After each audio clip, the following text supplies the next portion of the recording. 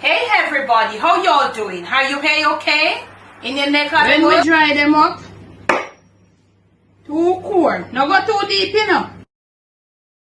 Yeah, you have to watch Joe, you know. Our troops, see that? Apple cider vinegar and our troops.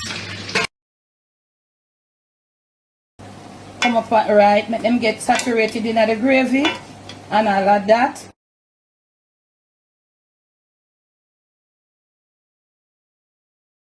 On today's episode of the Jamaican cooking journey, we are still on the path of soups.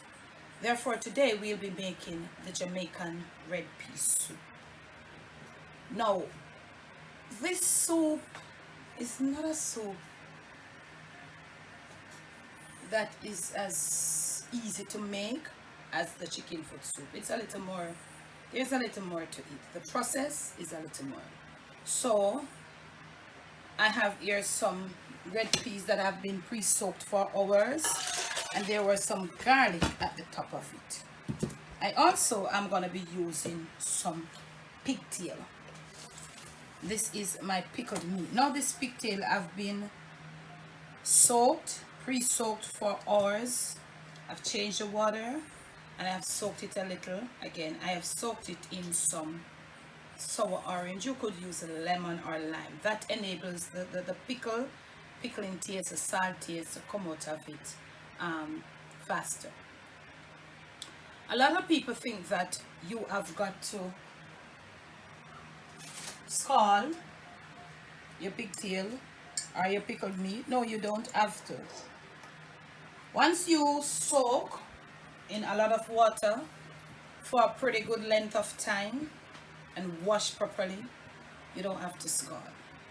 The scalding process is to remove the excessive pickle, the excess salt from the meat. And that is why, if you're not in a hurry to make this soup, you can pre-soak your pickled meat overnight. But most times people are always in a hurry to make this soup. So that is why the scalding comes about. Now, I scald sometimes, but I prefer to do this on a timely basis as per doing it like scalding. I have been in catering. I've catered a lot. Yeah, you might not know, but I'm telling you now. I've cooked huge pots, stew peas, red pea soup, and I like to pre-soak. When you pre-soak, it's better. You don't have to use all pickled meat, but most times this red pea soup has a better flavor with pickled meat. You can add a little smoke flavor. You can add fresh meat. So do your thing. Also, I'm going to be using the pressure cooking method. People don't go for pressure cooking method because there are different takes on it. Honestly, me embrace pressure cooking. That's after the person who created pressure cooker. Yes, why? Because it saves a lot of time in the kitchen when you're cooking certain meals. When you're making certain meals, time is always of the essence. Some of them take long. Who has time in modern day for there's a cook pig's tail and red peas for 2.5 hours before you start to get together to put the soup together? Certainly not me. But use your pressure cooking method. Use your slow cook method. Do your thing. I've tried both and I have nothing against the pressure cooking method. So what I'm doing now, I'm putting my meat in my pressure cooker, and I'll tell you what I'm going to be doing in my pressure cooker with this meat. I'll tell you. So I told you that I have some garlic. Now, using your pressure cooker, you have to know something about pressure cooking. I'm going to put it here. You're going to look for a pressure cooker if you want to invest in one that shows you the mark where the minimum food level is supposed to be and the maximum food level is supposed to be. Going below the minimum food level, it tells you that you might have a chance of your food getting burned. Okay? And going above the maximum, you stand a very, very high percent chance of your pressure cooker blowing up. So invest in one that has that. So don't go below the minimum and don't go above the maximum. Dad, get in here. Now look at this. This is where my maximum food level is in this pressure cooker. Okay, also invest, if you want to try pressure cook, if you have never tried it before, invest in a good brand, a powerhouse pressure cooker. So this is where my food level is. And the food level means that the substance, whatever is in there along with the liquid, it must not pass that part, you know. So it don't mean sort of food for there or the stuff for there and you have the liquid above it. No, it means that liquid and everything is not supposed to pass that mark. So, and as I always say to you, I also owns pressure cookers that doesn't have them. You know, they're like a cheapy pressure cooker when I have the minimum, not the maximum. But because I have the experience of them, I know how to use them. So I always say to you, make sure that whatever you put in your pressure cooker, the liquid just barely covers it. That's the way how you pressure cook, family.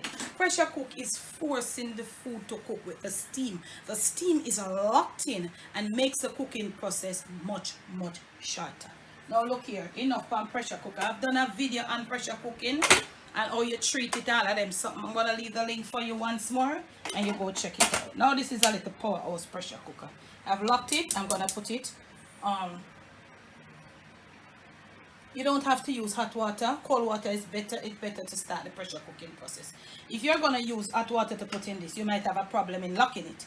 This thing works well with locking it with cold water, and the steam builds up. As it builds up, the pressure cooker comes and locks. So putting hot water in it, not a good idea to start with. So I'm going to leave this now until it's not pressured, until it's soft. Remember, we're just trying to get the meat and the peas to a little part where it's halfway cooked. Then we can proceed with the food and the addition and everything. So we are going to cook this in the pressure cooker for about halfway through, and when we are at that point, we'll return. Okay, now family, my peas have been halfway cooked, even more cooked than I want them. I left my pressure cooker. This is a real powerhouse pressure cooker. So what I've done, I've removed my pigtails. Look at them, they are so tender. So I have removed them and I add them when the pot is near, you know, when the soup is almost done, because the pressure cooker is a powerhouse. And it seems as if these pigtails nowadays, they are not, and if you can attest to that, please comment and let me know, they are not as chewy as the one back then. The pigtail back then, they have them in barky. Now let's get on to cooking. This is my peas and my liquid in there. I'm gonna get my flame up. Yeah, okay, and look here, I have hot water right here. I'm gonna get me in some liquid. All right, you can't put cold water here, so now you know you must have your hot water. So I'm gonna leave that to come to a boil. Once that is coming to a boil, I have here my dough that I had prepared, my cornmeal dumpling dough. Not a lot of cornmeal, I don't want a lot of cornmeal. I have prepared some coconut milk, freshly squeezed. You can make do with what you have. If you have to get the canned ones, I have here a little beetroot, and I'm gonna whip it in my blender, and I'll tell you why. I've showed it. If you're new here, you might just see and just show you why. So in the next clip, I'll come back and I'll show you. I want to get this peas water start boiling. So my peas is boiling away, and I don't want you to get confused now for me removing the meat, the pigtail. I removed it because I realized that it's over, it's too soft. So I don't want it to be, so if you do yours and it's too soft, it's quite okay.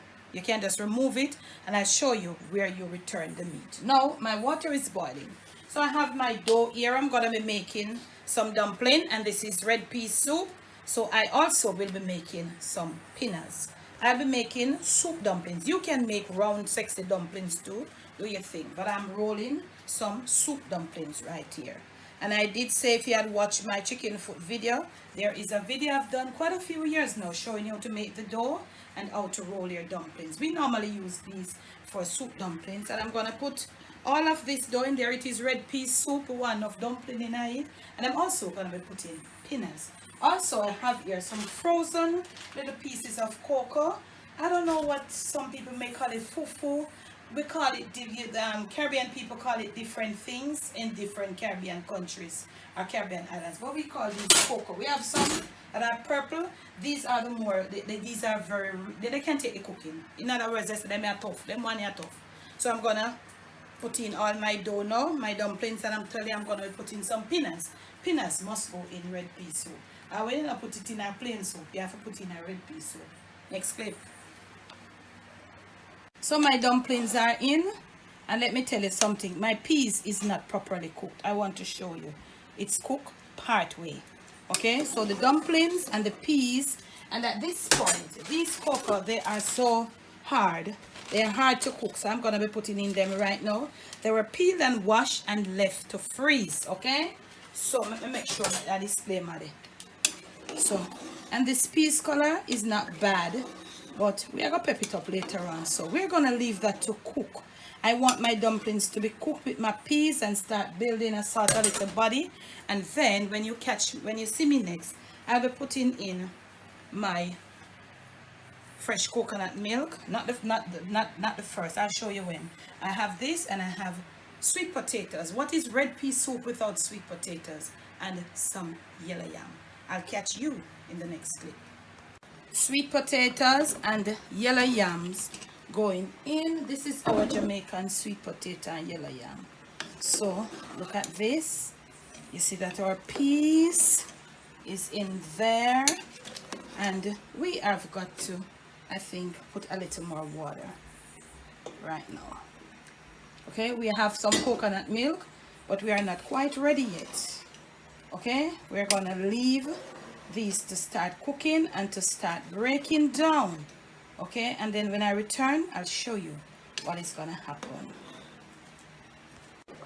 Okay, now family, my soup is cooking away. I'm putting in a piece of ginger that has been washed and smashed.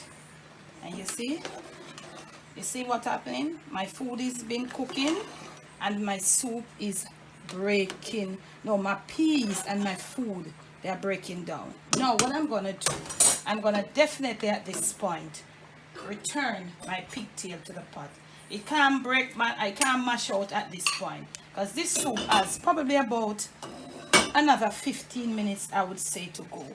And then as you had, and remember, you know, you would, if the meat wasn't that soft, you would not have to add it. It would still be in there cooking. So now this is at this point, so don't get confused with this. And you can see a source of food we have in there, we're really strapped for liquid. So I'm gonna get my flame all up right here, and this is where I'm gonna add some coconut milk, freshly squeezed or canned, whichever you have. I'm gonna add about a half of this, which will give me about 2 cups. And you can see the richness of my coconut milk, fresh coconut milk. But if you can't get the fresh one, then you can just use what you have. Now this is a little powdery thing from those packed soups, noodle soups. I don't want the noodles in the red pea soup, so I'm putting it in there at this interval. Okay, so you see the coconut milk was just like salty warm, and look at what the coconut milk do to it. You see, look like kind of red pea soup again, but we're gonna leave it there. We're gonna start giving it some stirring. You see, everybody, you notice when you stir now, you see the food the one side, the peas, look at it, peas the one side, soup the one side, and the liquid is to another side. It's not together as yet, so we're going to be needing some stirring.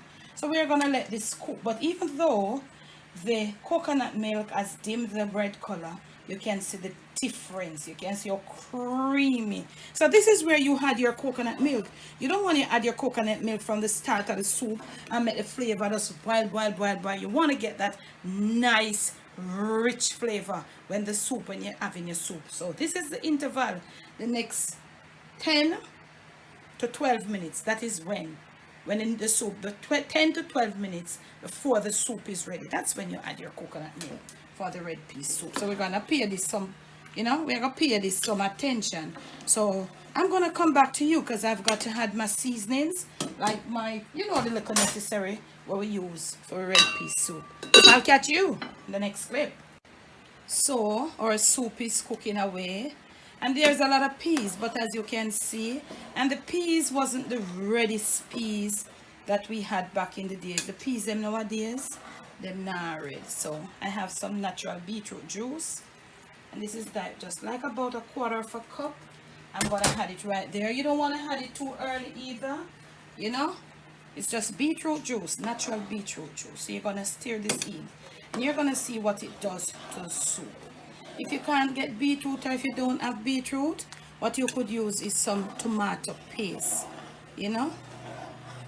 So it is gonna transform this soup into a pretty color, because the peas normally back in the days, you know, when we were children, the peas would be so red in that it doesn't matter how much coconut milk you put in there, that soup would still have that red color. But everything just different nowadays, family, and this is what is happening now. It's a perfect time to add all our little final spices, which is some pimento berries, our very own scallion and green thymes, and green pepper. Mine are small, so I'm using 2.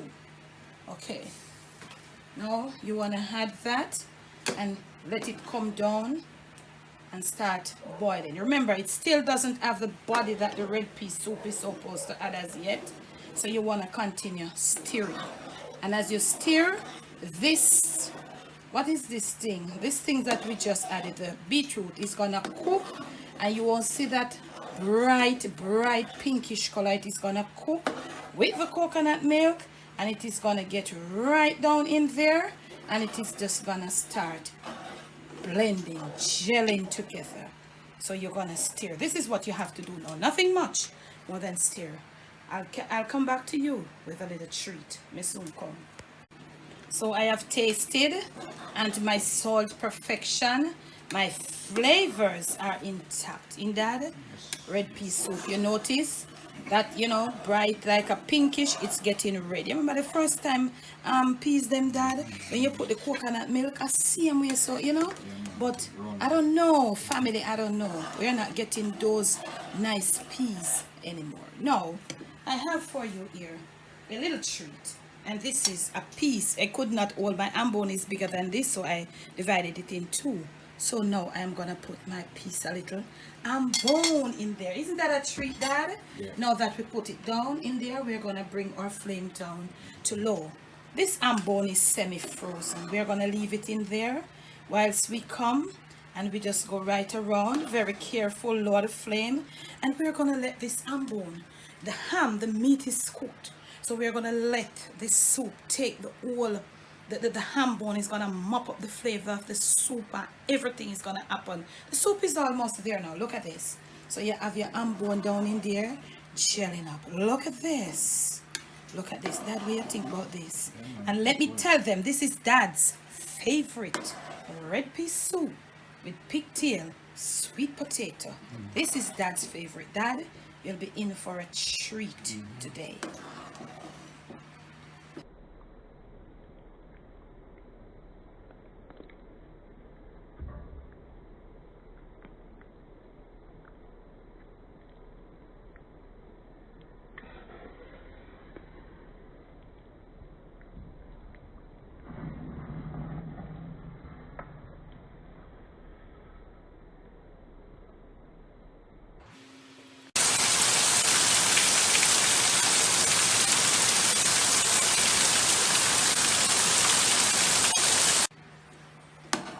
Wouldn't you say this is a perfect day for red pea soup? Look at the soup coming together. Look at the peas. Let me stir. Dad, you see this coming together? You see this coming together? We're going to give it about 3 minutes with maybe 1 or 2 stir. And we're going to stir. And we're going to stir from the bottom. You can see that everything has been cooked and just coming down. And I like that. This is my finished red pea soup, and you see, Dad, you see, it's still, you see how that beetroot and that coconut milk blend and come back in together as it cooks. Yeah, now it's sticking at the bottom, and when your soup is sticking, what does it mean, Dad? It's ready. It means that your soup is cooked. Now you see that, you see everything is together. You notice nobody not they all both up and down again.